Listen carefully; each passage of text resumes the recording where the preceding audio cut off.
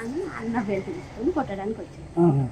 నా షాపుని కొట్టకురా, నేను కొట్టినా కొట్టుకుంటా, పెట్టినా పెట్టుకుంటా, నా షాపు మీద నువ్వు చెయ్యొద్దు అనేసి దొబ్బాడు. అది దొబ్బినా కూడా ఆగలేదు అన్న, మనోజ్ అని ఆగలేదు. దానివల్ల ప్రశాంత్ దెబ్బ కొట్టిండు అన్న.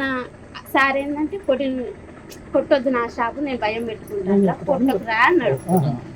ఇద్దరు దానివల్ల ఇక ఆ షాపు గురించి ఏదంతా గొడవ, తండ్రి కొడుకు నెట్టుకున్నారు.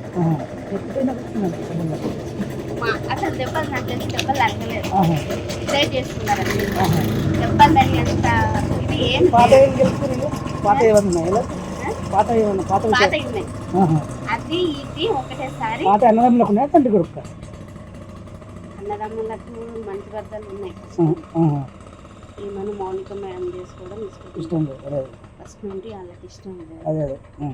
దానివల్ల కొంచెం వాళ్ళు ఫస్ట్ నుండి డిస్టర్బెన్స్ ఆ విషయం మీద. ఎవరికో బాబు ఉన్నాడు, ఆల్రెడీ బాబు ఉన్నాడు కాబట్టి వాళ్ళకి ఇష్టం లేదు. ఇంకా దానివల్ల అది జాబు వల్లనే ప్రసాద్ జాబు వాడు 6 సంవత్సరాలు 4 సంవత్సరాలు హైదరాబాద్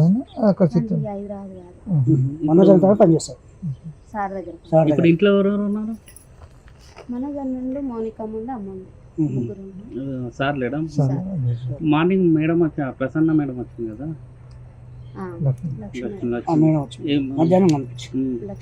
ఇంకేమన్నా సంజాయించిందా లేకపోతే?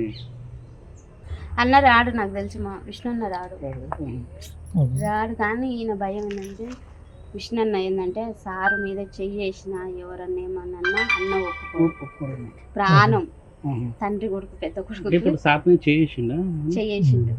అందుకని డాడీని ముట్టుకుంటావా అని కోపం ఉంటుంది అన్నకు, అంతే తప్ప. మొన్న వచ్చారు, టపాకాయలు కాల్చారు, పాపకు 1,00,000 రూపాయలు చేతిలో పెట్టారు, మంచిగా ఉన్నారు.